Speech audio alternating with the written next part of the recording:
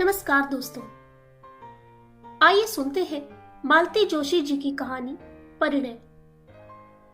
लौटते हुए मेरी आंखों में सीमा का कमनीय सौंदर्य तैरता रहा। घर से चलते हुए निश्चय करके चली थी कि अगर लड़की जीतू के योग्य ना हुई तो साफ मना कर दूंगी। भारी भरकम दहेज के लालच में लड़के की जिंदगी बर्बाद न होने दूंगी। पता नहीं क्यों मन में एक बात बैठ गई थी कि इतने बड़े लोग रिश्ता लेकर आए हैं तो लड़की जरूर ऐसी वैसी होगी। पर सीमा को देखा तो देखती रह गई। खिलता चंपई रंग, तीखे नैन नक्श, घनी केश राशि, सुडौल देह, मीन मेघ निकालने की जरा भी तो गुंजाइश नहीं थी। लगता था जैसे मेरी कल्पना में रची बसी पुत्र वधू ही साक्षात उतर आई है। आनंद की तरंगों पर झूलते हुए मैंने कनखियों से अपने लाडले की ओर देखा। वह दत्तचित्त होकर गाड़ी चला रहा था। उसका मन कहीं रहा हो, पर नजरें इस समय सड़क पर केंद्रित थी। और ठीक भी तो है, एमजी रोड पर शाम के समय गाड़ी चलाना किसी नट के खेल से कम थोड़े ही है। घर पहुंचते ही मैं उसे कुरेदना चाहती थी, पर उसने मौका ही ना दिया। हमें उतार कर सीधा डिस्पेंसरी चला गया। झुंझलाई सी मैं कुछ देर गुमसुम बैठी रही। फिर मैंने उसके पापा को ही जा पकड़ा। कहिए, लड़की पसंद आई? मुझसे क्या पूछती हो, अपने लड़के से पूछो। आप अपनी तो कहिए। भाई, लड़की तो A1 है, उसके बारे में तो दो राय हो ही नहीं सकती। बाकी अब उन्हें रिश्ता जच जाए तब है। अरे वाह, रिश्ता ना जचा होता तो क्या वे 10 बार हमारे दरवाजे पर आते? कोई हम तो लड़की मांगने गए नहीं थे, मैंने तैश में कहा। सो तो ठीक है भाई। और वे चुप हो गए। समझ गई कि रामदास जी के वैभव की चकाचौंध से वे अब तक उबर नहीं पाए हैं। झूठ क्यों बोलूं, विस्मित तो मैं भी हुई थी। जो सोचा था उससे कुछ ज्यादा ही पाया था, और जो था उसका प्रदर्शन करने की भी उन्होंने भरपूर कोशिश की थी। विशाल कोठी, बाहर पंक्तिबद्ध खड़ी 3-3 गाड़ियां, जिनके सामने हमारी मॉरिस एकदम छकड़ा लग रही थी। कीमती सूटों में सजे हुए उनके तीनों लड़के, गहनों कपड़ों से लदी तीनों बहुएं, दामी कालीन, महंगा फर्नीचर, वर्दीधारी नौकर, शाही नाश्ता, हर चीज में प्रदर्शन था। हर बात में प्रभावित करने की कोशिश थी। चलने से पहले वे हमें अपना खूबसूरत लॉन और कलात्मक बगीचा दिखाते हुए काफी दूर तक ले गए, और फिर सहज भाव से खाली प्लाट की ओर इशारा करते हुए उन्होंने बताया कि यह उन्होंने लड़की के लिए रख छोड़ा है। लड़कों को उन्होंने शहर के संभ्रांत इलाकों में एक एक बंगला बनवा दिया है, क्योंकि वह जानते हैं कि देर सबेर सबको अलग होना ही है। लेकिन लड़की को वे अपनी आंखों के सामने ही रखना चाहते हैं, इसलिए प्लॉट यही ले लिया है। उन्होंने बहुत ही सहज भाव से यह सब बताया था, पर उनका उद्देश्य छिपा न रहा। उनकी संपन्नता पर, ऐश्वर्य पर विस्मय विमुग्ध होते हुए भी मेरे भीतर बैठी अभिमानिनी मां मुझे बार बार जतला रही थी। देख, तेरे बेटे के लिए कितने बड़े घर का रिश्ता आया है। और तब बेटे की योग्यता के सम्मुख सारा वैभव हे लगने लगा था। एक बात सोच लो, जीतू के पापा कह रहे थे, यह शादी हो गई तो जीतू अपने पास नहीं रह पाएगा, वहीं बंगला बनाकर रहना पड़ेगा। कोई जरूरी है? मैंने तुनक कर कहा। क्या उसके घर द्वार नहीं है जो ससुराल में बसने जाएगा? और मेरे ही क्या 10-5 लड़के हैं जो उसे भेज दूंगी। फिर वह प्लॉट पड़ा रहेगा, मैंने लापरवाही से कहा। ना होगा तो एक नर्सिंग होम डाल देंगे। नर्सिंग होम्स कम है इंदौर में। बच्चों के लिए तो कोई नहीं है, अपन तो बच्चों का ही बना लेंगे, जिसमें उसने स्पेशलाइज किया है। और बातों ही बातों में मैंने एक तिमंजिले नर्सिंग होम की रूपरेखा बना डाली। नीचे आउटडोर और ऑपरेशन थिएटर, बीच वाली मंजिल पर जनरल वार्ड्स और सबसे ऊपर स्पेशल कमरे, सामने खुली सी बालकनी। पूरा नक्शा मेरे मन में तैयार था। इंजीनियर होती तो कागज पर उतार कर ही दम लेती। स्थापित नर्सिंग होम के लिए कोई अच्छा सा नाम सोच ही रही थी कि गाड़ी का परिचित हॉर्न सुनाई दिया। अपने लाडले से पूछ तो लो पहले, ये बोले। सपने बाद में बुनती रहना। अपने बचपने पर झेपती सी मैं खाना लगाने उठ गई। खाने के समय में बराबर उसके चेहरे को देखकर टोह लेती रही, पर उसने जरा भी हवा न लगने दी। आखिरकार मुझसे न रहा गया। इनके उठते ही मैंने पूछ लिया, क्यों रे, लड़की कैसी लगी? बिना देखे मैं कैसे बता सकता हूं? क्या मतलब? फिर सारी शाम तू क्या करता रहा? उनकी मेहमान नवाजी का लुत्फ उठाता रहा, उनकी लंबी चौड़ी बातों से बोर होता रहा। मम्मा, सारी चमक दमक देखकर यही लगता रहा कि बेकार एमडी किया मैंने। बस पापा एक एजेंसी ले देते तो। बकवास बंद कर, पहले लड़की के बारे में बता। मम्मा, कहा तो मैंने कि उसे ठीक से देखा ही नहीं। अव्वल तो वह इतनी देर बाद कमरे में नमूदार हुई और फिर 90 डिग्री का कोण बनाकर बैठ गई। न तो एक बार भी उसने ऊपर देखा, न मुंह से एक शब्द निकाला। मेरे ख्याल में वह या तो भेंगी है या गूंगी है। चुप भी कर, जब देखो उल्टी सीधी बातें करेगा। लड़कियां क्या ऊंट की तरह मुंह उठाए सामने आती हैं? तो फिर देखने के लिए बुलाने का तात्पर्य क्या है? उसने जिद की। यह हिंदुस्तान है बेटे, इन्होंने एकाएक भीतर आते हुए कहा। शायद इतनी देर तक कान लगाए हमारी नोकझोंक सुन रहे थे। बोले, यह हिंदुस्तान है बेटे, भले घरों की लड़कियां यहाँ ऐसा ही व्यवहार करती हैं। मैं भी हिंदुस्तानी हूँ पापा, 2 साल अमेरिका में रहने से कोई अमेरिकन नहीं हो जाता। पर बात तो ऐसी कर रहा है जैसे वहीं पर पैदा हुआ हो। इनका स्वर कुछ सख्त हो आया था। जीतू ने प्रत्युत्तर नहीं दिया, चुपचाप हाथ धोने चला गया और हाथ धोकर सीधा अपने कमरे में। शायद इस विषय पर वह अधिक बहस बढ़ाने का इच्छुक नहीं था। देखने दिखाने की प्रथा से वह हमेशा ही चिढ़ा हुआ था। जया की शादी के समय भी उसने 2-4 बार हमारा विरोध किया था, पर वधू पक्ष की दुहाई देकर हमने उसका मुंह बंद कर दिया था। पर अपने लिए तो इस तरह के नाटक करने से उसने साफ मना कर दिया था। कहता, मम्मा, जिस दिन कोई लड़की मुझे भा जाएगी मैं तुम्हारे सामने लाकर खड़ी कर दूंगा, तुम चिंता मत करो। पर उसकी यह बात ही तो हम लोगों के लिए सबसे बड़ी चिंता का कारण थी। आजकल की लड़कियों का ठिकाना थोड़े ही है, हर क्षेत्र में उनकी घुसपैठ है। पता नहीं कौन कब टकरा जाए। डॉक्टर के लिए तो यह खतरा कुछ ज्यादा ही है, जिसमें जीतू जैसा सुदर्शन व्यक्तित्व तो हर कहीं प्रशंसक बटोर लेता है। इसलिए हम लोग बहुत व्यग्र थे। जीतू के डॉक्टर होते ही रिश्ते आने शुरू हो गए थे, पर अमेरिका से लौटने के बाद तो जैसे बाढ़ सी आ गई थी। क्योंकि जीतू डॉक्टर था, इकलौता था, फॉरेन रिटर्न था। गली में सही पर अपना 2 मंजिला मकान था। पुरानी सही पर घर में एक गाड़ी थी। पिता की अच्छी खासी प्रैक्टिस थी। बिरादरी में से सर्वगुण संपन्न लड़के ही कितने थे। खाता पीता घर और डॉक्टरी पास वर। लोगों के मुंह में पानी ना आता तो आश्चर्य था। तभी तो रामदास जी जैसे प्रमुख व्यवसायी ने हमारे दरवाजे पर दस्तक दी थी। बड़ी मुश्किल से जीतू साथ जाने के लिए राजी हुआ था। कह रहा था, पहले तुम देखाओ, पर लड़की वालों को बार बार परेशान करना हमें अच्छा नहीं लगता। जया के वक्त के कुछ कड़वे मीठे अनुभव मन में अभी ताजे ही थे, इसलिए हम सब साथ ही वहां पहुंचे। रामदास जी ने इतनी आवभगत की कि उनके परिवार में इतना प्रेम टपकाया कि बार बार यही डर बना रहा कि लड़की अगर अच्छी ना हुई तो उन लोगों को किस तरह जवाब देंगे। वह बहुत देर बाद बाहर आई। उस समय हम लोग कॉफी पी रहे थे। अपनी दोनों भाभियों के बीच चलती हुई वह कमरे में आई थी और एक अस्पष्ट सी नमस्ते के साथ सिर झुकाकर बैठ गई थी। उसकी विनम्रता पर मैं मुग्ध हो गई थी। अंग्रेजी में एमए लड़की और इतनी सुशील। इतने लोगों के बीच उसका यह सहमा सिमटा रूप एकदम स्वाभाविक लग रहा था। तब यह बात मन में उठी ही नहीं कि इस तरह जीतू तो उसे बिल्कुल देख नहीं पाया होगा। वह भी तो बड़ी शालीन सी मुद्रा में बैठा हुआ था। सोच समझकर आखिर एक उपाय मैंने ढूंढ ही लिया। जया की सालगिरह के बहाने बहन भाइयों को एक दिन चाय पर आमंत्रित कर लिया। जया थी अपने ससुराल में, इसलिए उपहार आदि लेकर मुझे चिंतित होने की जरूरत नहीं थी। 2 दिन तक मैं घर की सफाई में जुटी रही। फर्श धो पोंछ कर चमकाया गया, नई चादर बिछाई गई, सोफे के कुशन्स बदले गए, पर्दे धुलवाए गए और तो और ड्राइंग रूम के दरवाजे तक नए सिरे से पेंट कर डाले। नया सा एक कालीन लेकर वहां डाल दिया। फिर भी जैसे मन की तृप्ति नहीं हो रही थी। हर कोण से मैं वहां की सजावट को देखती और हर बार कुछ न कुछ सुधार कर देती।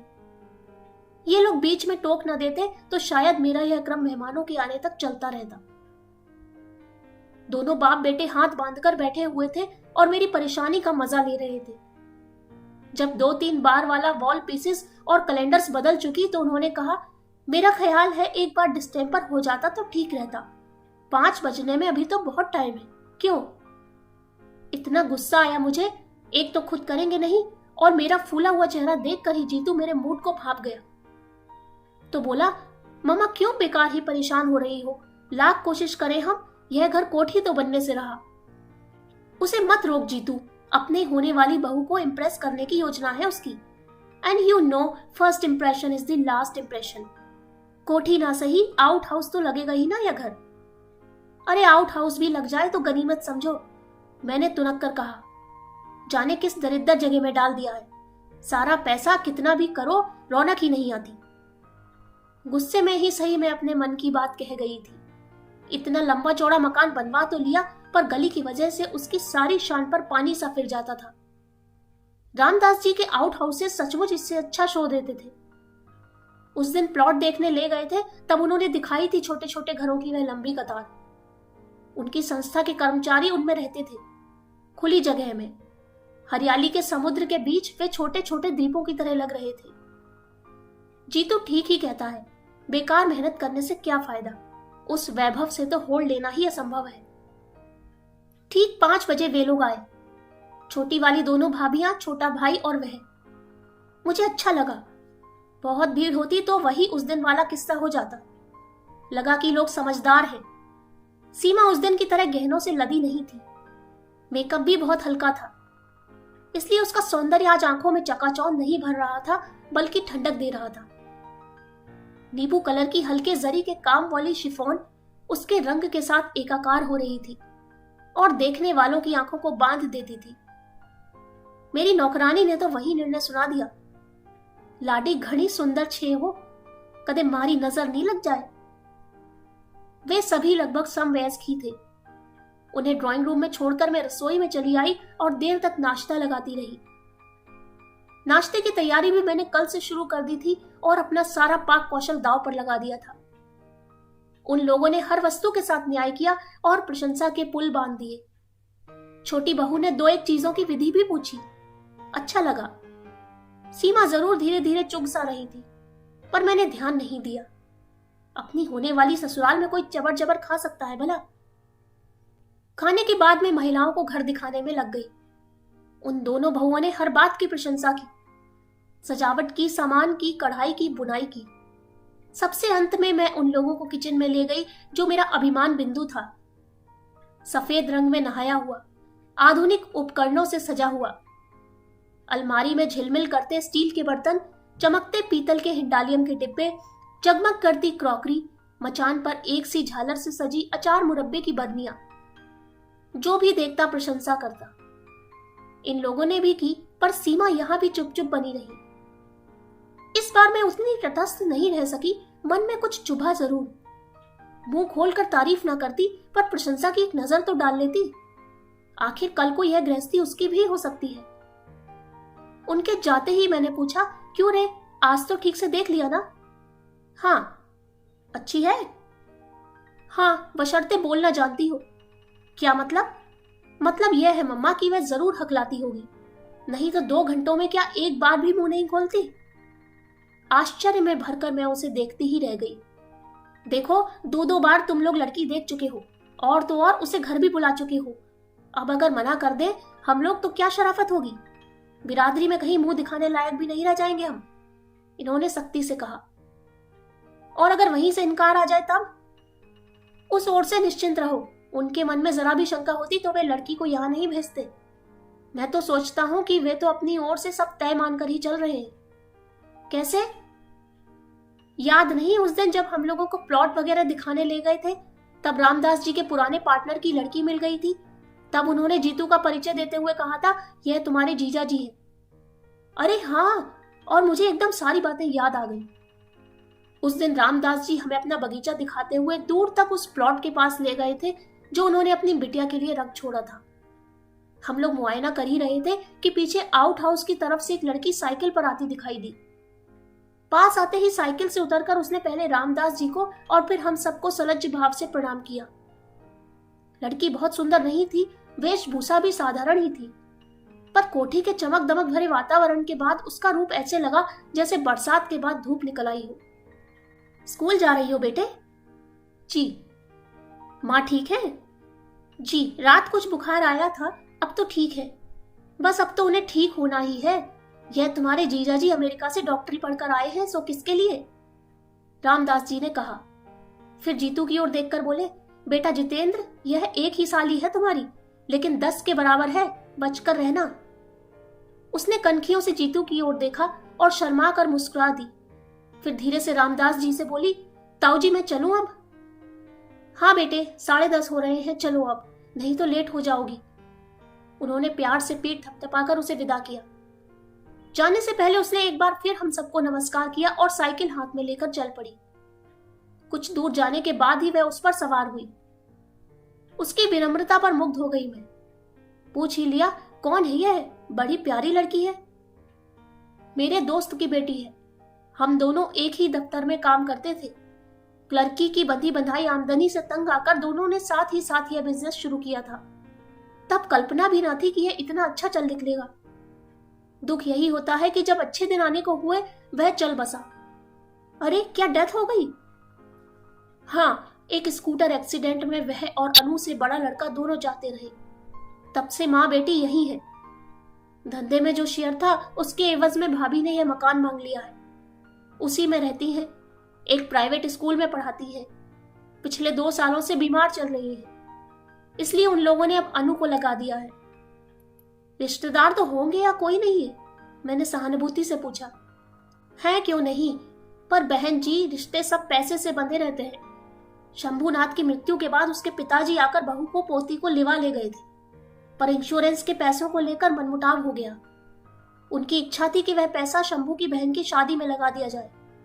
आखिर भाई होता तो कुछ न कुछ देता ही, पर अनु की मां राजी नहीं हुई। बोली, निपट कंगाल होकर मैं किस दिन के सहारे दिन काटूंगी। 8-10 हजार की मामूली रकम थी, पर एक बेसहारा औरत के लिए तो वही संबल थी, सहारा थी। घर वालों से पैसों का तकाजा भी नहीं किया जा सकता था। कल को अनु की शादी में सब लोग अंगूठा दिखा देते तो बस तब से यही आ गई है तो लौट कर नहीं गई। उन लोगों ने भी कोई सुधि नहीं ली। स्वाभिमानिनी ऐसी है कि उसके बाद से पीहर में भी पैर नहीं दिया। यहां भी हम लोगों के रहते हुए नौकरी करे अच्छा नहीं लगता, पर माँ बेटी दोनों बहुत आन वाली है। इसके बाद विषय बदल गया था। रामदास जी अपने व्यवसाय के फैलाव का वर्णन करने लगे थे। इसी कारण वे अपने कुशाग्र बुद्धि बच्चों को सरकारी नौकरी में नहीं भेज सके थे। वैसे तीनों बिजनेस मैनेजमेंट का डिप्लोमा लिए हुए थे, एक तो विदेश भी हो आया था। उस आकर्षक बातचीत के बीच अनु दब गई थी। आज इन्होंने एकाएक याद दिला दिया तो मुझे अपने ही रोष हो आया। मुझे पहले ही यह ख्याल क्यों नहीं आया? जीतू, हम लोग गलती कर गए, मैंने एकाएक कहा, तो वह आंखों में प्रश्न भरकर मुझे देखने लगा। उस दिन हम लोग इतनी भीड़ भाड़ इकट्ठी न करके केवल अनु को बुला लेते तो ठीक था। कौन अनु? तुम्हारी इकलौती साली। सीमा के साथ वह आती तो वातावरण जरा खुल जाता। भाई का थोड़ा बहुत लिहाज करना ही पड़ता है। अनु रहती तो सीमा थोड़ी सहज हो जाती। मम्मा, क्या दुनिया में और लड़कियां नहीं है? आखिर आप उसी के लिए इतनी व्यग्र क्यों है? मना नहीं कर पाएंगे जीतू हम। पापा को यह रिश्ता बहुत भा गया है। पापा को भा गया है वह प्लॉट और दहेज की संभावित राशि। और लड़की, वह भी तो बुरी नहीं है। अच्छा सच बता, क्या तुझे पसंद नहीं है? उसने उत्तर नहीं दिया, केवल मेरी ओर देखा। उसकी आंखों में सीमा का नाम साफ पढ़ा जा सकता था। उस दिन मैं और जीतू पिक्चर देखकर लौट रहे थे। वैसे मैटिनी में अक्सर चली जाती हूँ, पर बहुत दिनों बाद गाइड देखने का सुयोग बना था। उसका लोभ मैं संवरण ना कर सकी। पिक्चर समाप्त हुई और जैसा कि तय था, हॉल से बाहर निकलते ही मेरे सिर में दर्द होने लगा। जीतू, गाड़ी रोक दो। रास्ते में एक मेडिकल स्टोर नजर आते ही मैंने कहा। क्यों? दवा लेनी है। घर में 2-2 डॉक्टर हैं, पर तुम्हें केमिस्ट के यहां गए बिना चैन नहीं आता। उसने गाड़ी रोकते हुए कहा। घर में डॉक्टर है इसलिए तो मुसीबत है। कोई अपने मन की दवा ले ही नहीं सकता। इससे रिएक्शन होता है, इससे हार्ट पर प्रेशर पड़ता है, और भी ना जाने क्या क्या। बुनबुनाती हुई मैं उतर पड़ी। वह भी पीछे पीछे चला आया। शायद देखना चाहता था कि मैं कौन सी गोलियां ले रही हूं। हम लोग स्टोर में घुसे ही थे कि आवाज आई, जीजा जी नमस्ते। चौंक कर देखा, बड़े बड़े नीले फूलों वाला गुलाबी सलवार सूट पहने एक प्यारी सी शौक सी लड़की जीतू से नमस्ते कर रही है। आप? मैंने ठीक से पहचाना नहीं, जीतू ने हकलाते हुए कहा। अरे इतनी जल्दी भूल गए श्रीमान जी, मैं अनु हूं। ओह, एकदम जैसे जीतू को सब कुछ याद आ गया। अपनी इकलौती साली को इतनी जल्दी भूल गए? फिर मेडिकल की पढ़ाई आपने कैसे पूरी की होगी? हमने तो सुना था आप बड़े स्कॉलर हैं। मेडिकल कॉलेज में फैंसी ड्रेस थोड़े ही सिखाया जाता है। उस दिन तो आप सफेद सी साड़ी वाड़ी पहनकर बड़ी सोबर सी लग रही थी। उस दिन स्कूल जा रही थी ना, वहां तो भाई सोबर बनकर जाना ही पड़ता है। तो पढ़ाती भी हैं। हे भगवान, इस देश का क्या होने वाला है। जीतू भी अब मूड में आ गया था। देश की चिंता मत कीजिए जीजा जी, जो बच्चे आपके इलाज से बच जाएंगे वे ही मेरे स्कूल में आएंगे। मैं काउंटर पर खड़ी खड़ी उस नोक झोंक का मजा ले रही थी। जब बिल चुकाकर लौटने लगी तो अनु ने मुझे देखा। नमस्ते आंटी, उसने विनम्रता से सिर झुकाकर कहा और पास आकर खड़ी हो गई। कैसी हो बेटे, माँ कैसी है? मैंने औपचारिकता निभाई। माँ का तो आंटी चलता ही रहता है, उन्हीं की दवाइयां लेने तो आई हूं, उसने कंधे पर लटका बैग खोलकर दिखाते हुए कहा। चलो तुम्हें घर छोड़ दें, मैंने दुकान से बाहर निकलते हुए कहा। ना आंटी, मेरे पास तो अपना लौहरथ है, पर यह बताइए आप लोग घर कब आ रहे हैं? उस दिन ताऊजी कह रहे थे कि जीजाजी एक दिन माँ को देखने जरूर आएंगे। मैंने जीतू की ओर देखा। वह कुछ देर तक सोचता रहा, फिर बोला, अनु जी आपके घर हम आएंगे जरूर, पर एक शर्त है। फरमाइए। कुछ देर वह पसोपेश में चुप रहा, फिर बोला, मम्मा तुम चलकर बैठो, मैं अभी 1 मिनट में आया। बच्चे इस तरह लिहाज करते हैं तो कितना अच्छा लगता है। वैसे शर्त क्या मुझसे छिपी हुई थी?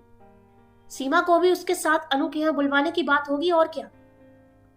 5-6 दिन बाद एक दोपहर का खाना खाते हुए उसने पूछा, मम्मा शाम का कोई कार्यक्रम तो नहीं है? नहीं तो क्यों? अनु के यहाँ चलना है। मैं चलकर क्या करूंगी रे, यूं ही तुम लोगों को असुविधा होगी। हम लोगों से मतलब यही कि सीमा भी आएगी ना वहां? नहीं, उसके साथ सुबह इंदौर काफी में डोसा खा चुका हूं, यही तय हुआ था, उसने रूखे रूखे अंदाज में कहा था। मैंने गौर से देखा, उसका चेहरा भी बुझा बुझा सा था। शाम को कुछ यूं ही मूड में हम लोग रवाना हुए। अपनी कार हम लोगों ने जानबूझकर छोड़ दी थी। हमने स्कूटर ले लिया था जो बाहर बाहर चलता हुआ ठीक उस घर के सामने जाकर रुका था। वह प्रतीक्षा में द्वार पर ही खड़ी थी। हमें देखते ही उसकी आंखें प्रसन्नता से चमक उठी। पहले कमरे में ही अनु की मां का बिस्तर लगा हुआ था। उम्र पता नहीं क्या रही होगी, पर जीवन संघर्षों और बीमारियों ने उस औरत को बुरी तरह थका दिया था। कुछ औपचारिक चर्चाओं के बाद जीतू बोला, मम्मा आप लोग थोड़ी गपशप करो, तब तक मैं इन्हें देख लेता हूं। अनु मुझे भीतर लिवा ले गई। 2 ही तो कमरे थे, बीच में आंगन और उस पार रसोई। उसने बताया कि बाहर के कमरे में रहने से मां को अकेलापन नहीं सताता। दरवाजा भी पलंग पर बैठे बैठे खोल लेती है। सुबह शाम कोठी से कोई नौकरानी आकर चौका बर्तन सफाई कर जाती है, पर बाकी समय तो उन्हें अकेले ही रहना पड़ता है। आंगन में उसने कई गमले लगा रखे थे। मैं मूढ़े पर बैठे बैठे उन खूबसूरत फूलों को देखती रही कि कुछ ही क्षणों में जीतू आ गया। हाथ धुलवाएंगी? जीतू ने कहा। वहीं जामुन के थाले में अनु हाथ धुलवाने लगी। कैसी है माँ? अनु ने अधीरता से पूछा। वह चुपचाप हाथ धोता रहा, बेमतलब देर लगाता रहा। माँ ठीक तो हो जाएंगी ना? उसने दोबारा पूछा। इस बार उसकी आवाज कांप रही थी। अनु जी, हमने तो आपका वादा पूरा कर दिया, पर आपकी बात तो अधूरी रह गई। तो इसका हम क्या करें? शर्त तो सिर्फ दीदी को ले आने भर की थी, अब वह बुद्ध बनी बैठी रही तो हम क्या करें? हाँ, आप कर ही क्या सकती है, 1 कप चाय तो पिला सकती है ना। Oh sure. एकाएक उसका चेहरा खिल उठा। माँ के बारे में पूछते हुए 2 आंसू बरबस गालों पर लुढ़क आए थे। वे अब धूप में ओस कण की तरह चमकने लगे थे। आप थोड़ी देर माँ के पास बैठी आंटी, मैं चाय लेकर अभी आई। हम दोनों फिर से बाहर जाकर बैठ गए। थोड़ी देर तक गुमसुम बैठने के बाद जीतू ने कहा, चाची जी यहाँ आसपास आपके कोई रिश्तेदार नहीं है? है क्यों नहीं बेटा, पर अपना कहलाने लायक कोई नहीं है। 4 चाचा है अनु के, पर पिछले 10 साल से किसी ने एक बार भी इधर का रुख नहीं किया है। अनु के मामा तो होंगे, एक है, और उनका अपना ही परिवार इतना बड़ा है, फिर परिस्थिति भी साधारण है। उन पर बोझ बनने की अपेक्षा अपनी ही कमाई खाना अच्छा लगा। अब तक तो ईश्वर ने आन निभा दी थी, अब 2 साल से लड़की खट रही है, पर तुम क्यों पूछ रहे हो बेटा? कुछ नहीं, ऐसे ही। आप बीमार चल रही हैं, अनु नौकरी करती है, कोई जिम्मेदार आदमी पास रहे तो ठीक रहता है। मुझे मालूम है बेटे, दिन पर दिन मैं खींचती जा रही हूँ, जिंदगी से मुझे कोई मोह भी नहीं, पर मुझे इतना जिला लो कि अनु को अपने हाथों विदा कर सकूं। कहते हुए मां का स्वर कातर हो आया था। आप तो पता नहीं क्या सोच बैठी। उसके पूछने का मतलब यह नहीं था, मैंने ढाढ़स बनाते हुए कहा। अभी तो आपको जीना है, अनु के बच्चे खिलाना है। शादी तो हो जाए पहले। शादी की चिंता क्यों करती हैं आप? लड़की तो हीरा है, मैंने कहा। उससे क्या होता है बहन जी, कोरी लड़की कौन ब्याहता है? आजकल सच है, भगवान लड़की दे तो तिजोरी भर धन भी दे, नहीं तो व्यर्थ है सब, उन्होंने उसांस लेकर कहा। उसी समय हाथ में ट्रे लेकर अनु ने प्रवेश किया। मां ने अपनी रामायण शुरू कर दी ना, उसने नाश्ता लगाते हुए कहा। इसलिए तो सब यहां आने से घबराते हैं आंटी। बेचारी पहली बार आई हैं, उन्हें भी बोर कर दिया तुमने। मां बेचारी खिसियाकर चुप हो गई। उनका मन रखने के लिए मुझे कुछ कहना चाहिए था, पर समय पर कुछ सूझ ही नहीं रहा। उधर चाय नाश्ते का दौर शुरू हो गया था। थोड़े समय में लड़की ने काफी कुछ तैयारी कर ली थी, पर मुझसे कुछ खाया नहीं गया। बीमार के कमरे में एक अजीब सी गंध बसी रहती है। डॉक्टर की पत्नी होने के बावजूद मैं उसकी अभ्यस्त नहीं हो पाई हूँ।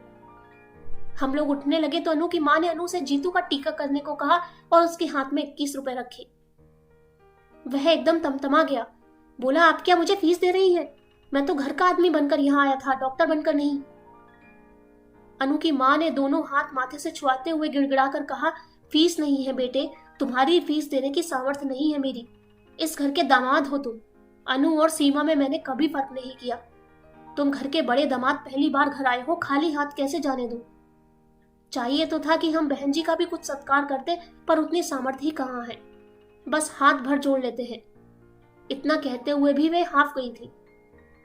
शगुन के रुपए हैं बेटा, ले लो, मैंने जीतू की जेब में जबरदस्ती वे नोट ठूसते हुए कहा।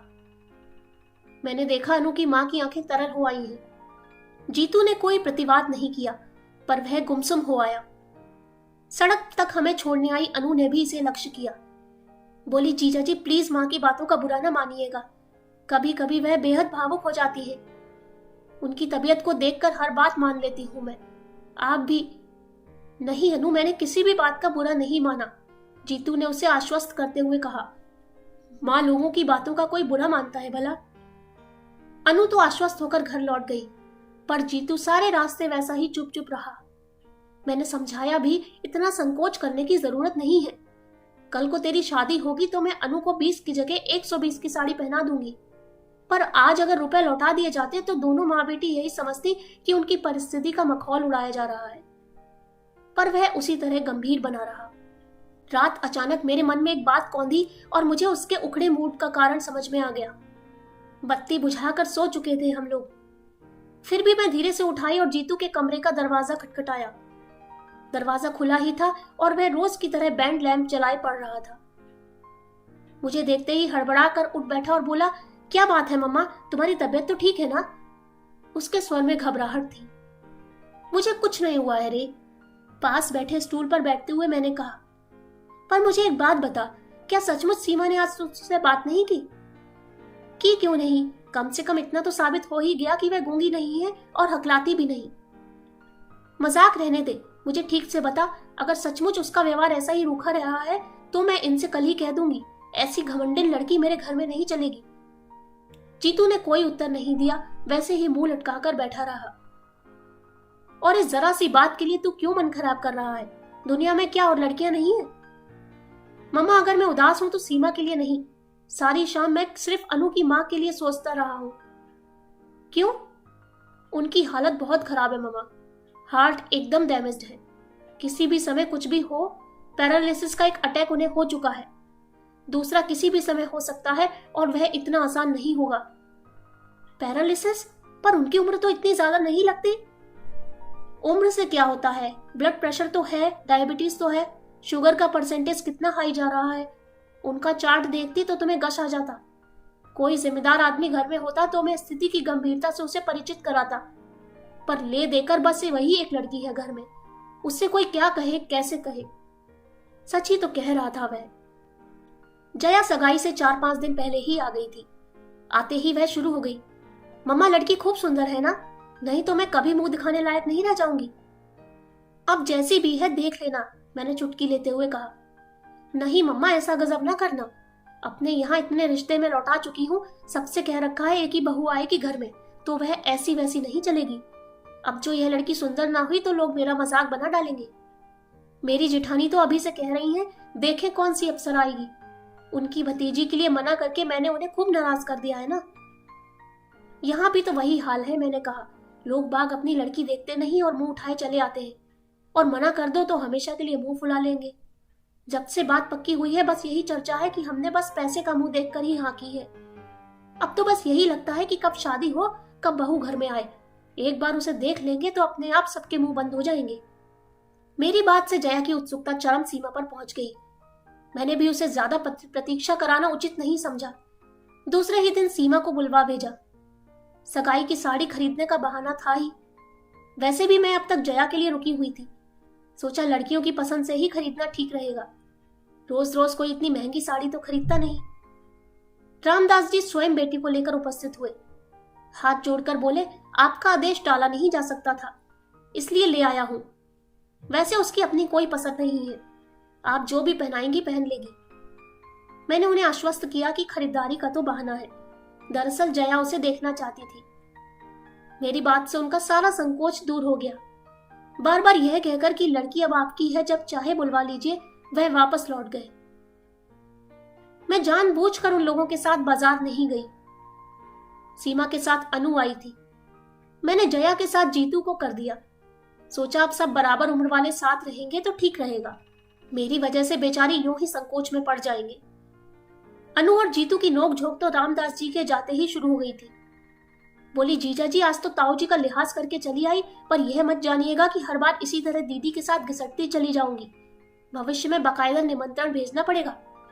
आखिर हमारी भी कोई प्रेस्टीज है। क्यों नहीं, आपकी प्रेस्टीज का तो हमें ख्याल सबसे पहले रखना है।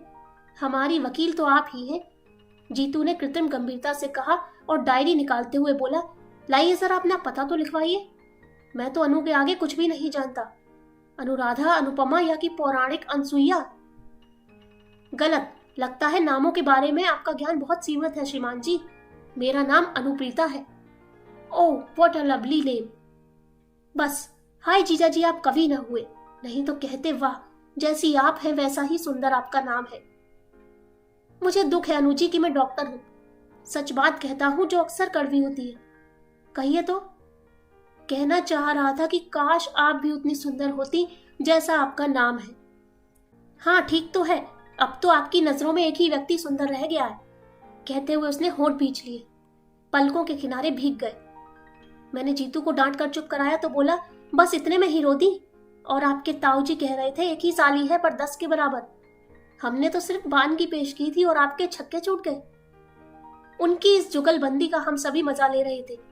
जीतू की आखिरी बात पर तो सब लोग ठठाकर हंस पड़े।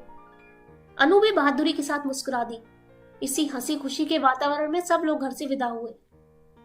और उन लोगों के चले जाने के बाद मुझे याद आया कि इस शोर शराबे के बीच सीमा एकदम गुमसुम बैठी हुई थी। बोलना तो दूर, वह एक बार मुस्कुराई तक नहीं। शर्मीली बहुत लड़कियां देखी हैं मैंने, पर उनके अधमुंदे होठों से नत पलकों से हंसी की किरणें निरंतर फूटती रहती हैं। सीमा शर्मीली नहीं, घुन्नी लड़की है। जीतू जैसे हंसमुख लड़के के साथ उसका निभाव कैसे हो सकेगा? या उसे भी अपनी तरह मनहूस बनाकर रख देगी? जब से यह शादी तय हुई है मैं इसी चिंता में घुली जाती हूँ। इनसे तो कुछ कहना ही बेकार है। एक बार मुंह खोलने का प्रयास किया था तो बुरी तरह डांट खानी पड़ी थी। बोले, तुम तो जीतू को अभी तक दूध मुहा बच्चा ही समझती हो। वह तुम्हारे सामने नाटक करता है और बाहर उसे लेकर होटलों में घूमा करता है। होटल में सिर्फ एक बार गया था जी, तभी तो। एक बार या 100 बार उससे क्या फर्क पड़ता है? अपने लाडले को समझा दो, यह हिंदुस्तान है, अमेरिका नहीं है। यहाँ की लड़कियां अरे गहरे के साथ होटलों में नहीं जाया करती। और बात फिर दब गई थी। पर जितनी बार सीमा को देखा है यही लगा है कि इस लड़की से मेरा या जीतू का निर्वाह कैसे होगा। कोई और लड़की होती तो इतने दिनों में घर से एक आत्मिक संबंध स्थापित कर लेती, पर यह आज भी उतनी ही पराई लगती है। बाजार से लौटी जया तो भरी हुई थी। साड़ी का डिब्बा मेरे सामने पटक कर बोली, लो देख लो, पूरे 700 की साड़ी है। पर महारानी ऐसे मुंह बनाती थी जैसे उनके लिए छीट खरीदी हो। मैंने डिब्बा खोलकर देखा। रानी कलर की बनारसी रेशम जरी की बूटियों से झिलमिल कर रही थी। उसे पसंद नहीं आई? मैंने अधीर होकर पूछा। अरे मुंह खोलकर कहे तब ना। मूर्ति की तरह कोने में बैठी रही। हाथ लगाना तो दूर, एक बार आंख उठाकर नहीं देखी। वह चिलबिल थी, साथ में तो ठीक रहा। उसी की मदद से चुनाव कर डाला। मेरा मन एकदम बुझ गया। माना कि बड़े घर की लड़की है, बनारसी साड़ी उसके लिए अनोखी चीज नहीं है, पर सगाई की साड़ी के साथ तो एक भावनात्मक संबंध होता है। मुंह से कुछ ना कहे कोई तो आंखों से ही बहुत कुछ कहा जा सकता है। कम से कम जया का मन तो रह जाता। वह तो इतनी आहत होकर लौटी है कि बहू की रूप चर्चा उसके सामने व्यर्थ ही है। मुझे यही तो डर लगा है रे, मैंने कहा। अजीब घुन्नी लड़की है, जीतू के साथ पता नहीं कैसे निभेगी। घुन्नी नहीं है मम्मा, घमंडी है। तुम तो अब अपनी चिंता करो। जीतू के लिए परेशान होने की जरूरत नहीं है। उनकी तो खूब घुट रही है। अभी आते आते भी उसने एक चिट्ठी चुपके से पकड़ाई है, मैंने साफ देखा है। जया की बात ने सचमुच चौंका दिया मुझे। सोचा ये ठीक ही कहते हैं, जीतू यूं ही मेरे सामने नाटक करता होगा। मैं भी तो पागलों की तरह उसके पीछे पड़ जाती हूँ। सीमा ने क्या बात की, कैसे की, बेचारा जवाब दे भी तो क्या। कुछ भी हो, मन से एक बोझ तो उतर ही गया। सारी तैयारी करते कराते रात के 12 बज गए। दूसरे दिन ये लोग ओली डालते जा रहे थे। इतने बड़े घर में संबंध होने जा रहा है, पहली बार हम लोग कुछ लेकर जा रहे थे। पर जैसे सारी चिंता मेरे ही सिर थी और कोई मेरा हाथ बटाने नहीं आ रहा था। जीतू का तो खैर प्रश्न ही नहीं था। जया मुंह फुलाकर बैठ गई थी। उसे सीमा जरा भी अच्छी नहीं लगी थी। कल जीतू ने चिढ़ा दिया था कि सीमा के आ जाने से दीदी का सौंदर्य तेज थोड़ा फीका पड़ जाएगा, इसी से वह नाराज है। बात हंसी मजाक में ही टल जानी थी, पर जया बहुत बुरा मान गई थी। उसकी ओर से किसी सहायता की आशा करना ही व्यर्थ था। सबसे ज्यादा रोष तो मुझे उसके पापा पर आ रहा था। एक बार भी उन्होंने सारा सामान नहीं देखा, न पूछताछ की। मैं बिस्तर पर गई तब वे बड़े मजे से खर्राटे भर रहे थे। इतना ताव आया मुझे, उन्हें झकझोर कर जगाया मैंने और पूछा, सुनो, सुबह जमाई साहब को लेने स्टेशन कौन जा रहा है? ठीक से तय कर लो, नहीं तो समय पर कोई नहीं पहुंचेगा। कोई नहीं जा रहा, उन्होंने अलसाए स्वर में कहा। क्यों? क्योंकि वे नहीं आ रहे हैं। क्यों? आपको कैसे पता चला? क्योंकि मैंने ही उन्हें फोन पर मना किया है। अरे क्यों? क्योंकि कल का प्रोग्राम कैंसिल हो गया है। क्यों? रामदास जी को हार्ट अटैक हो गया है। हाय राम, क्यों? क्योंकि उनकी लड़की अपने फुफेरे भाई के साथ भाग गई है। क्यों? वह एकदम झल्लाकर उठ बैठे। तुम्हारी इस क्यों का कहीं अंत भी होगा? लड़कियां किसी के साथ क्यों भाग जाती हैं? क्या यह भी मुझे बताना होगा? खिसियाकर चुप हो गई मैं। सच तो पागलों की तरह प्रश्न पर प्रश्न किए जा रही हूँ।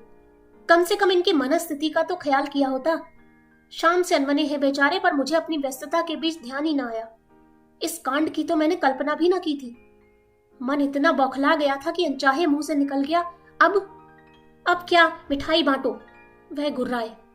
तुम दोनों माँ बेटे तो शुरू से ही मीन में निकाल रहे थे ना, अब तुम्हारे मन की हो आई। घर आई लक्ष्मी दरवाजे से ही लौट गई। खूब आनंद मनाओ अब। क्षोभ उनके हर शब्द से टपका पड़ रहा था। रामदास जी के घर समधी बनकर जाने का सबसे ज्यादा चाव उन्हीं को था, इसलिए सबसे ज्यादा निराशा भी उन्हें ही झेलनी पड़ी। इसके बाद चुप रहने में ही मैंने अपनी खैरियत समझी, पर रात भर मुझे नींद नहीं आई। बार बार सीमा का रूखा व्यवहार याद आता रहा। उसे हम लोगों में कोई दिलचस्पी नहीं थी तो वह स्वाभाविक ही था, पर घर के लोग कैसे हैं, क्या उन्हें अंदाजा भी ना हुआ होगा? लेकिन लगता है वे लोग सब जान गए थे, तभी तो हाथ धोकर पीछे पड़ गए थे। जिस दिन से रिश्ता लेकर आए थे उन्होंने हमें सांस नहीं लेने दी थी। यह तो ईश्वर की कृपा थी जो समय रहते सारा रहस्य खुल गया। मुझे कमरे में आते देखते हुए उसने दर्पण में देख लिया था। वहीं से बोला, तुम परेशान क्यों हो रही हो मम्मा? मैं अभी शेव बनाकर वहीं आ तो रहा था। मैं तो यूं ही चली आई थी रे। चाय की ट्रे गोल मेज पर रखते हुए मैंने कहा, सोचा साथ साथ चाय भी पी लेंगे और एक बात भी कहनी थी। Something important? उसने अपना काम जारी रखते हुए कहा। हाँ, ऐसा ही समझ लो। वह जो सीमा है ना, वह इस बुरी तरह से चौंका कि रेजर हाथ से फिसल ही गया। गीले तौलिए से गाल को सहलाते हुए वह मेरे सामने आकर बैठ गया और अधीर स्वर में बोला, सीमा का क्या कह रही थी तुम? क्या किया है उसने? वह अपने फुफेरे भाई के साथ भाग गई है, मैंने सपाट स्वर में आखिर कह ही डाला। ओ मम्मा, उसने एक दीर्घ उसास छोड़ी। तुमने तो मुझे डरा ही दिया था। उतनी सी देर में मैं पता नहीं क्या क्या सोच गया था। क्या सोच गया था? मैंने हैरत से पूछा। दरअसल मम्मा, मैं एक पागलपन कर बैठा था, उसने खिसियाए स्वर में कहा। इससे पहले कि मैं कुछ पूछूं, वह उठा और दराज में से कागज का एक पुर्जा निकाल लाया और बोला, लो पढ़ो। पढ़ने को था ही क्या, बस 2 पंक्तियां ही थी। अगर आप शादी से इनकार नहीं करेंगे तो मुझे मजबूरन कुछ खा लेना पड़ेगा। कब मिली है चिट्ठी तुझे? मैंने कांपते स्वर में पूछा। उसी दिन जब हम लोग साड़ी खरीदने गए थे। तो पगले, मुझे बताया क्यों नहीं? कैसा सर्वनाश हो जाता अभी। एक जिद सी सवार हो गई थी मम्मा। मैं भी जया की तरह सोचने लगा था। लगता था यह लड़की हमें बहुत छोटा करके देखती है, इसके दर्प को तोड़ना होगा। इसे ब्याह कर घर लाना ही है, भले ही दूसरे दिन उसे छोड़ आना पड़े। उसकी बेरुखी का और भी कोई कारण हो सकता है, इस ओर ध्यान ही नहीं गया। और अगर वह सचमुच कुछ खा लेती तो?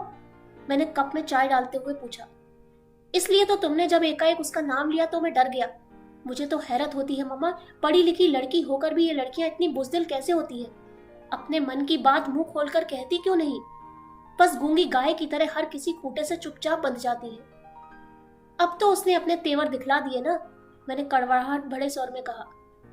हाँ, यह तो मानना पड़ेगा, उसने काफी दिलेरी से काम लिया। पता मालूम हो तो मेरी ओर से बधाई का तार भेज देना। मैं तो इसी बात के लिए शुक्रगुजार हूं कि वह काफी समझदारी से पेश आई। शादी की रात का इंतजार नहीं किया, नहीं तो अपनी जिंदगी में भी फिल्म स्टोरी बन जाती। वह उठकर पुनः आईने के सामने खड़ा हो गया। मैं उसे गौर से देखती रही, पर साबुन के झाग से भरे उस चेहरे पर कुछ भी पढ़ना असंभव था। ईश्वर से यही मनाती रही कि हताशा का यह ज्वार जो मुझे मथ रहा है, उसे अछूता ही छोड़ दे। वह वास्तव में उतना ही निर्लिप्त बना रहे जितना कि वह दिखा रहा है। सीमा के अपने घर में जो भी कहर बरपा हुआ हो, पर इस घर की भी रौनक कुछ दिनों के लिए छिन सी गई थी। बच्चों के पापा का मूड तो उसी दिन ऑफ हो गया था। मेरा मन भी बुझ गया था। जया भी इतने दिनों बाद इंदौर आई थी, पर सहेलियों से मिलने का, रिश्तेदारों के यहाँ जाने का उसमें जरा भी उत्साह नहीं रह गया था। जहां भी जाओ वही प्रश्न, वही कौतूहल, वही शंकाएं खींच सी होने लगी थी। हम सबके बीच जीतू बिल्कुल सरल स्वाभाविक बना हुआ था, पर माँ थी इसलिए जानती थी कि वह भीतर ही भीतर हिल गया है। उसके ठहाके बेजान होते जा रहे हैं। दीदी के साथ उसकी नोकझोंक में कोई दम नहीं रहा। जया के बच्चों के साथ चल रही उसकी छेड़खानी भी मात्र एक दिखावा है। और फिर जया ने एकदम घर लौटने का फैसला कर लिया। उसे रोकने में भी कोई तुक नहीं था। भारी मन से मैंने विदा की तैयारियां शुरू कर दी। कैसे उत्साह से आई थी बेचारी, और अब कैसी मनस्थिति में लौट रही है। पर लड़की बहुत समझदार है। बोली, मम्मा, हम तो सबको यही बताएंगे कि लड़की के पिता अचानक बीमार हो गए थे, इसी से काम रुक गया है। आप लोग अपने से कुछ लिखना नहीं। उसकी सूझबूझ देखकर दंग रह गई मैं। सच लड़कियों को मैके की प्रतिष्ठा का कितना ख्याल रहता है। कुलियों के सिर पर सामान लदवाकर हमने प्लेटफॉर्म पर पैर रखा ही था कि आवाज आई, नमस्ते दीदी, नमस्ते आंटी, नमस्ते जी। मैंने चौंक कर देखा, यूनिफॉर्म की साड़ी पहने बच्चों के एक झुंड से घिरी अनु खड़ी है। आज जा रही है दीदी? उसने पूछा, पर उत्तर की कौन कहे। दोनों भाई बहनों ने उसकी ओर देखा तक नहीं, सीधे मुंह उठाए 3 व्हीलर की तरफ चले गए। बेचारी का इतना सा मुंह निकल आया। मुझे दया हो आई, वैसे भी पीछे ही घिसट रही थी मैं। पास जाकर पूछा, कैसी हो अनु, माँ ठीक है? माँ ठीक नहीं आंटी, परसों से बुखार में पड़ी है, उसने उदास स्वर में कहा। तो छुट्टी क्यों नहीं ले लेती? रोज रोज छुट्टी कौन देता है आंटी, फिर यह तो जनवरी का महीना है, रोज ही बच्चों को लेकर किसी न किसी स्कूल में जाना पड़ता है, प्रतियोगिताएं जो चल रही हैं। आज भी मऊ जा रही हूँ, घर पर मेहरी को बिठाकर आई हूँ। ट्रेन ने शायद सिग्नल दे दिया था। प्लेटफॉर्म पर गहमा गहमी एकदम बढ़ गई। उसी शोर शराबे में अनु की आवाज भी खो गई, और अनु भी। जया को ढूंढते हुए मैं भीड़ को चीरती हुई चल पड़ी। लौटते समय मैंने जीतू से पूछा, अनु से बात क्यों नहीं की तूने? उस बेचारी का क्या दोष है? दोष किसी का भी हो मम्मा, सजा तो सभी को भुगतनी पड़ती है।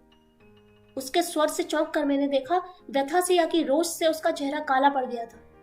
मैंने ठीक ही समझा था, लड़का भीतर ही भीतर हिल गया था। और फिर एक बार रिश्तों की बाढ़ सी आ गई। खबर फैलते देर ही कितनी लगती है। फिर शुरू हो गई बरसात फोटो और जन्म कुंडलियों की। सुबह शाम दरवाजे पर परिचित अपरिचित चेहरों की भीड़ जुटने लगी। बढ़ चढ़कर दहेज के आकर्षक प्रस्ताव सामने आने लगे। एक समय था जब इन सारी बातों से मुझे बड़ी खुशी होती थी। लड़के की मां होने का गौरव जैसे मन में समाता नहीं था, पर अब तो जैसे कोफ्त सी होने लगी है। लगता जैसे मेरा लड़का नीलाम पर चढ़ रहा है, जिसकी बोली सबसे ऊंची लगेगी उसी को मिलेगा। लाख बार समझाया कि अभी हम लोग कुछ कहने सुनने की स्थिति में नहीं है, हमें कुछ संभलने का मौका दीजिए, पर लोग इसे भी वर पक्ष की एक अदा ही समझते। फिर से मनुहार शुरू हो जाती। हम लोग तो जैसे तैसे मान भी जाते, पर जीतू को लड़की दिखाने ले जाना एक टेढ़ी खीर थी। जनता के पास इस समस्या का भी हल था। लोग किसी न किसी बहाने लड़कियों को लेकर घर आने लगे। बाजार में, मंदिर में या सिनेमा हॉल में योजनाबद्ध तरीके से लड़कियों का प्रदर्शन होने लगा। जीतू तो एकदम बौखला गया। बोला, मम्मा तुम सब लोग मिलकर मुझे पागल बना दोगे, भगवान के लिए मेरा पीछा छोड़ दो। जिस दिन कोई लड़की मन की मिल जाएगी मैं तुम्हारे सामने लाकर खड़ी कर दूंगा, बस। अब लड़कियां क्या सड़कों पर पड़ी मिल जाती हैं, पर उससे उलझे कौन। गोमती भाभी के चाचा जी एक बहुत अच्छा प्रस्ताव लेकर आए थे। अच्छा खानदान था, खाते पीते लोग थे, लड़की सुंदर थी और डॉक्टर थी। जीतू मेडिको पत्नी के पक्ष में कभी भी नहीं था, पर लड़की के पिता ने कहा, डिग्री ले ली है, आप चाहेंगे तो नौकरी करेगी, नहीं तो घर गृहस्थी में भी उसे बहुत रुचि है। जितेंद्र जी चाहेंगे तो घर पर ही छोटी मोटी डिस्पेंसरी खोल लेगी। वैसे उसका कोई आग्रह नहीं है, आप लोग जैसा चाहेंगे। मैंने भी सोचा ठीक तो है, कल को जीतू की प्रैक्टिस अच्छी चल निकली तो डॉक्टर पत्नी वरदान ही सिद्ध होगी। हुनर तो तिजोरी में रखे धन की तरह होता है, जब चाह काम में ले लिया। उन दिनों वह यशवंत राव अस्पताल में हाउस जॉब कर रही थी। तय हुआ कि वहीं उसे चलकर देखा जाए। जीतू से तो साफ साफ कहना व्यर्थ ही था। मैंने बहाना बनाया, छठी मंजिल पर अमुक चाची बीमार पड़ी है, उनका मोतियाबिंद का ऑपरेशन हुआ है, तू साथ चला चलेगा तो थोड़ी लिफ्ट की सुविधा मिल जाएगी। वह मना नहीं कर सकेगा, जानती थी। अस्पताल के विशाल पोर्ट में स्कूटर टिकाया ही था कि देखा सीढ़ियों पर एक परिचित आकृति हथेलियों में चेहरा छिपाए सिसक रही है। अनु क्या हुआ? हम दोनों के मुंह से एक साथ निकला। उसने अपने आंसुओं से भीगा चेहरा उठाकर हमारी ओर देखा और पास चली आई। बोली, जीजा जी माँ बहुत बीमार है। उस दिन स्टेशन पर जीजा जी कहते हुए उसकी जबान लड़खड़ा गई थी, पर आज उसे इसका होश नहीं रहा था। उसकी माँ सचमुच बीमार थी। क्या हुआ माँ को? पता नहीं, परसों से यहाँ लेके आए हैं, तब से उन्होंने एक बार भी आंख नहीं खोली है।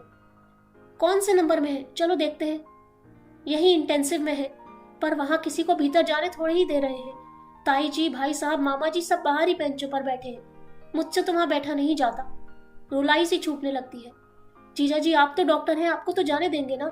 उसने अधीरता से पूछा। मामा जी आए हैं? जीतू ने पूछा। हाँ, कल शाम ही आए हैं, उन्हें तार दे दिया था ना।